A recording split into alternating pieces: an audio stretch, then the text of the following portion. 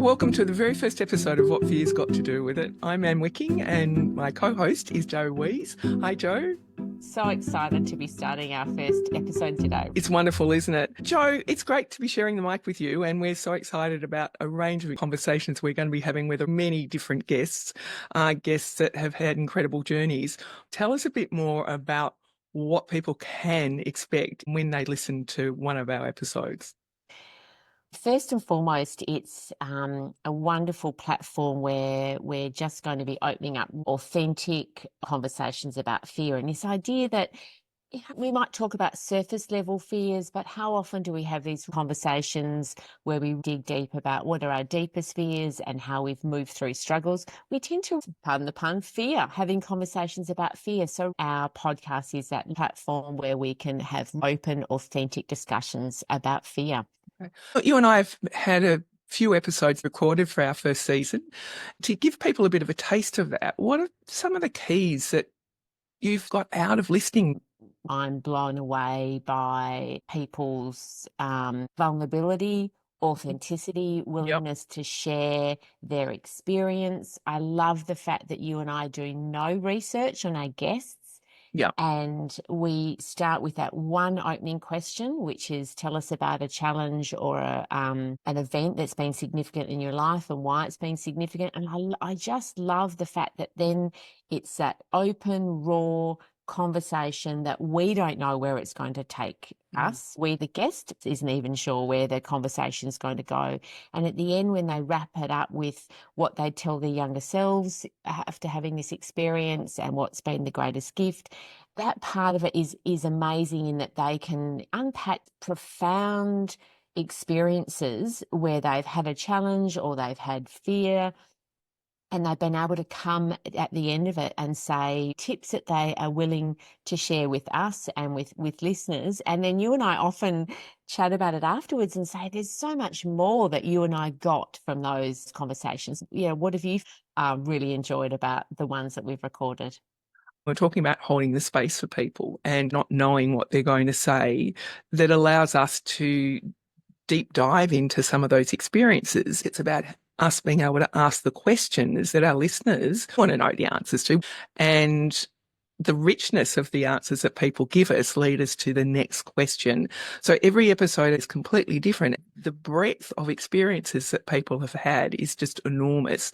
I always come away thinking, what little bit of that episode is going to give me something to go and reflect on? Jo, you were the one that is the creator of this incredible podcast and had the original vision and idea. So flip back for me and just tell me a bit about how did this come about? It's been a journey of a lot of different things. So I've always had a real deep curiosity and interest in other people. So even as a child, I was really deeply curious, what makes other people tick and what makes me tick? So it probably wasn't surprising that when I got to the end of my final years at school and the big question, what do you want to be when you grow up, that I chose psychology, and understanding people was a really big driver for me. And then so early career as a school counsellor, I just loved working with kids, and that passion then evolved into moving more into positive psychology and wellbeing science and positive education and working with teachers and educators and parents. Again, that real drive of, helping people understand what makes them tick and why they make certain decisions, and inspiring, empowering people. So sort of been doing that for the last 30 years, and then thought, what's next? So I announced a few years ago to family and friends, I'm going to write a book.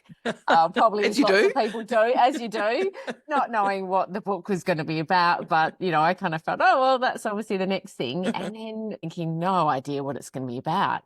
Then I actually was asked by a colleague to read a book that he'd written and to road test, self-help book. It was a great experience, but there was a chapter on fear, or around the topic of fear.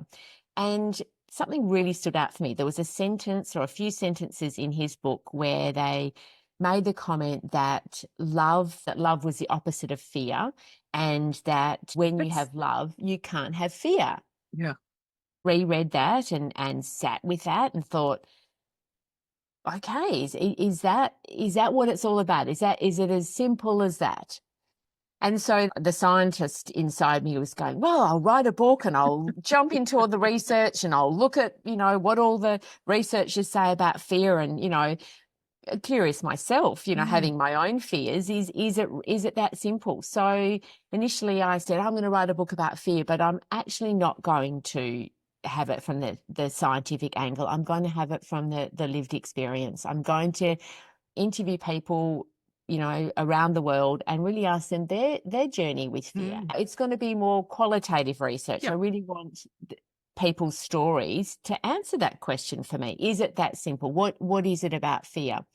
So then I thought, well, if I'm going to be interviewing people for the book, I may as well record it and then I'll have a podcast. So again, I announced I'm going to have a podcast. Knowing anything about podcasts.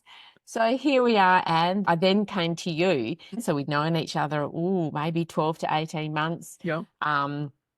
And you've already had several podcasts, and you've been a judge on the Australian and UK podcast awards.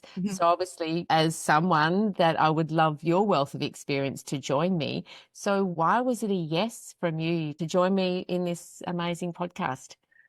Well, the initial thing, Jo, that really excited me was the name of it. What's fear got to do with it? In many ways, fear may or may not have something to do with our life experiences or challenges or events, but it's a way to open up the conversation. So that absolutely grabbed me and excited me and engaged me. And then the second part to it was when we started to have further chats and the way it would go, I thought I really like the style that Jo's talking about, more of that organic conversation, allowing us to unpack how we would get each episode to work with the guest just by not knowing who they are and not knowing what their significant event or challenge was. So they're the two reasons. Jo, I'm also interested to know from you about one of your fears that maybe someone may or may not know about you. Well, it's funny, and I laugh about this with you quite often, that that one of my fears is a fear of judgment. Yeah. And so what was I thinking in having a podcast on fear that people would judge? Like, wow, it's like someone saying I've got a fear of heights, going, I'm going bungee jumping. It's one that's, I guess, always sat alongside me. I can almost remember as a child, not that I necessarily think that it definitely came from this moment, but it was when we had a really interesting guest on our podcast who talked about the fact that a lot of our fears start or cemented in those early years. So it really got me reflecting on that. When can I think of that first time when I was aware that other people may judge me? And for me, it was this throwaway comment that my beautiful mum would often make when my sisters and I would be fighting. As now a parenting educator, I know is very normal part of sibling rivalry, but we would be fighting. And my mum's comment quite regularly was, oh, I wish you girls would stop fighting.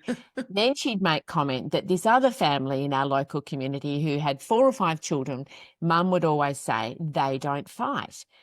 So in that moment, that younger me had this idea that there's this right or wrong way of behaving, and clearly our way of behaving or fighting was wrong, but also this idea that mum would magically know how this other family, how they behave. So this idea that others will form opinions or others will see your behaviour. And I think back to that moment that I was very aware as a young child that my behaviour would be seen by others and judged by others. And I know that I've then carried that through, and sometimes it's been stronger in my life, but it's a work in progress. So, when I'm running a presentation and up to 200 people in a workshop or doing a podcast, it's not obvious that I still have that fears popping up. That's certainly one that sits alongside me at times. It's interesting how we take a comment at a very young age and it's single comment that all of a sudden becomes a belief system. Then it becomes a fear, and translating your fear of judgment. It's interesting that we don't unpack that a lot earlier. I'm fascinated because some of our guests have talked about their fears started back in the very early ages in their teens or before, and it's actually driven them through until today. Now, some of them actually use it as a motivator, and some of them use it as a way to avoid or stop going in the direction they want to. For me, it's if I have a fear of public speaking, goodness knows that's my life, and it has been for my career. But every time I still get that level of anxiety and nervousness that pop up when I either sit behind a microphone or I have to speak publicly. We don't always talk about those, and they're the ones that really interest you and I know. Definitely. And I love that you have shared that, Anne, because again, your background role as a CEO and certainly public speaking and as a mentor for others, you do a lot of public speaking. Most people wouldn't know that about you. And the fact that you haven't let that stop you, that some people would say, oh, I couldn't have that role because I have that fear. But for you, you've been able to work through that and always have it alongside you, but you've been able to still work to strive towards your goals. And that's an interesting point. And I think all of our guests so far have really highlighted that, haven't they? That it's not actually about necessarily ridding of, but how do you live with? How do you grow with? How do you expand on that? And that really excites me too, because sometimes we have this vision that it's about how do we move a fear on? How do we live life without it? And most of the guests that we've had have talked about. And I know for me, it's actually been a gift, and there's so much learning out of that gift that if that's how we can reframe a fear and not let it completely immobilize us, then it means that we can live the lives we want to live. So I'll be curious to see how that unfolds with all of the guests over the seasons that we've got in front of us. Obviously, we're both love our podcast, and we've pre-recorded a lot of episodes so far. Yeah. But what I'm really excited about is that our podcast is quite different to a lot of podcasts around, and you and I do listen to a lot of podcasts. Yes, we do. I might not have done one before, but I've certainly listened to a lot. But I just love the fact that our listeners and us, and we walk away with so much wisdom from other people. So it's not just what we get as we're listening, but we get their top tips, what they would have done differently, what they've gained from the experience. And so it's not just this pleasure of listening to someone's story. And I know, and there's so many times of all the ones that we've recorded so far, I have taken away something every single time. It may be something that our guest has actually specifically said, but I can then put it into my life straight away, either the wisdom or I'm not in this alone. Other people also have similar fears, or other people have gone through challenges. I just love the fact that our podcast lets our listeners take away really specific things that they can start doing. And that's also what excites me. So, Jo, before we finish up, is there anything that we haven't said that you wanted to let our audiences know? My dream for this podcast is to make the kind of impact that I've personally experienced by listening to other people's stories. So in my early 30s, when I had a 2-year-old and a 4-year-old, I was diagnosed with cancer. And back then I was coping with what a lot of other women my age were coping with, how to juggle career and children. And so that was front of mind for me. So it really was a crisis point for me to be diagnosed with cancer at that age. Not many people have it on their radar. It was really out of the blue. It was back in the day when podcasts didn't exist. Can you imagine a world when there was no podcast? There was no podcast. The internet really was not as accessible as it is now. And this is what I find quite interesting. I intuitively reached out to others who'd had this same experience that I was going through. And I rang people who'd had the same or going through or had the same cancer as me. I read books about people's journeys with cancer. And to me, that was so empowering. It really gave me hope. It somehow helped me to feel seen. I could relate to other people's stories. I could, I guess, know the highs and lows of their stories. So I wasn't surprised if there was some similar lows. And it just gave me so much hope and inspiration. And I know how important that was for me, Anne, because I felt really lonely in my journey. I had, not that I didn't have beautiful family and friends that were Sure. physically there for me, but just connecting to people's stories that were similar to mine gave me that hope and inspiration. So my dream is that this podcast does the same for others. That's my ultimate dream. So if nothing else, if it just touches one person in the same way, I know that experience or those experiences touched me. What's your dream for the podcast? You touched on it. I think we live in a world where everything's very curated. We get the Insta feed and the TikTok, and we get a lot of opinions about things that are going on, and the world's confronting very significant levels of fear at the moment. So for me, it's about holding a space for people to sit within and listen to people that are being really honest and deep diving into their lives, not just the 10-second TikTok, to explore how they've navigated their challenge or event. And the other thing for me is it's about sharing wisdom so that people don't feel alone or isolated. We also know that one of the greatest growing areas of concern for mental health is loneliness. And if this podcast can make just a little bit of difference for a person, like you said, then that's really worthwhile. We've already pre-recorded, and all the guests that we've got lined up, from people that you'd bump into down the street to people that you'd see in the media. We've just got so many guests that we can't wait to share with everyone. Absolutely. So I guess, Jo, we better let people know how they can connect in with us. All of our episodes will drop on Substack. So if you want to follow us or subscribe, also we'll be putting them on YouTube. Our handle on both of those is @What'sFear. And Jo, what's our handle on our Insta page? It's what'sfear_podcast. Okay, so what'sfear_podcast.